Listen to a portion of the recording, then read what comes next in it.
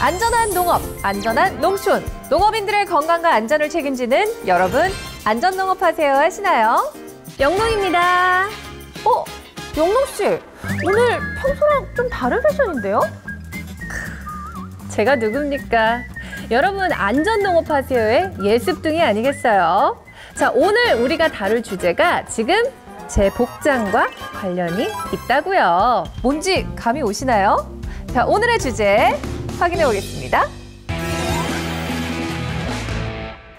우선 우리 농업인분들에게 주로 발생하는 감염병부터 살펴보겠습니다.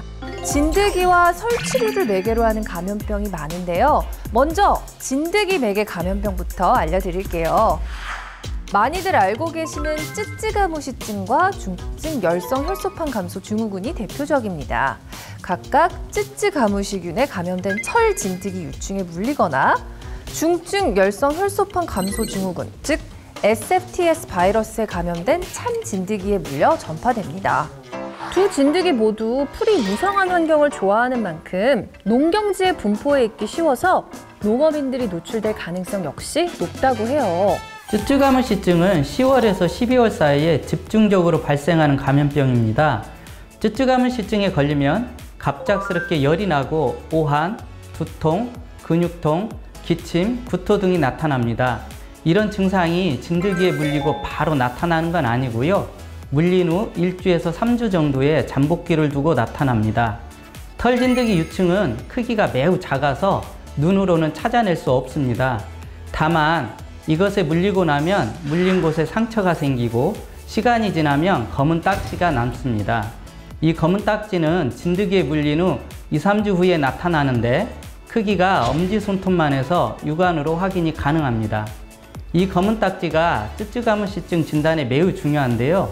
주로 피부가 겹치고 습한 부위에서 잘 발견되니까요.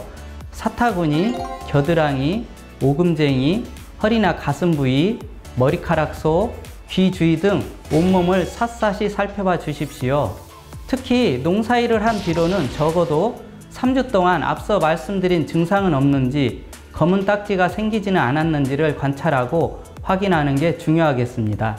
중증 열성 혈소판 감소 증후군, 즉 SFTS는 9월에서 10월 사이에 주로 발생하는 것으로 알려져 있지만 요즘은 봄, 여름에도 많이 발생하고 있습니다.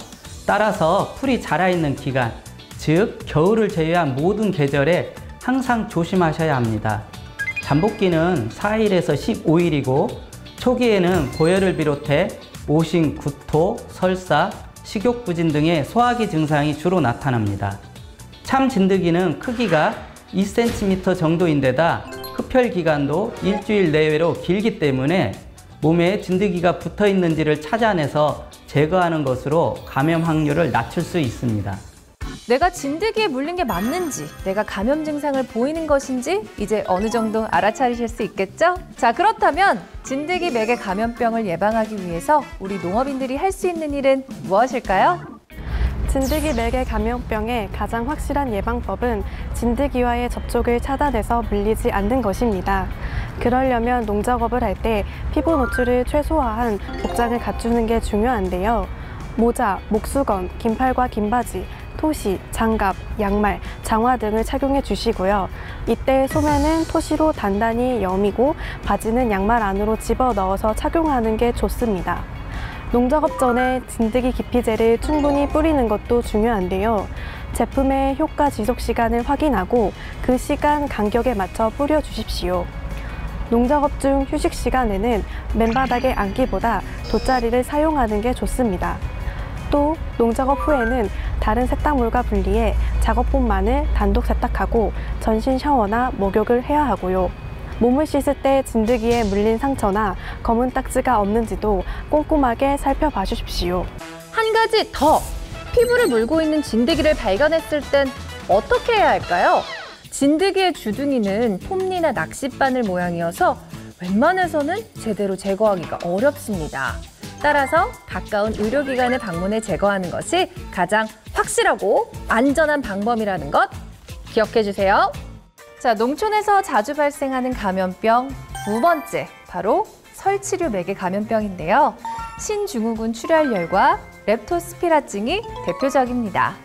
두 질환 모두 쥐 같은 설치류에 의해 주로 매게 되는데 신증후군 출혈열은 등줄쥐, 렙토스피라증은 들쥐에 의해 주로 매게 됩니다. 감염 경로도 중요하겠죠? 신증후군 출혈열은 감염 경로가 다양합니다. 바이러스에 감염된 설치류의 타액이나 소변, 분변으로 바이러스가 배출되면 공기 중에서 건조돼서 먼지처럼 호흡기를 통해 전파되기도 하고요. 상처난 피부, 눈, 코 등으로 감염될 수도 있어요. 또 감염된 동물에 물려서 전파될 수도 있습니다.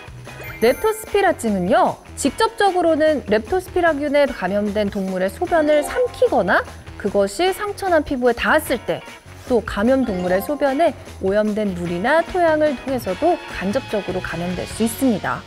신증후군 출혈열은 1년 내내 발생하지만 특히 가을철 수확기에 집중적으로 발생하고 있습니다. 잠복기가 5일에서 42일이고요.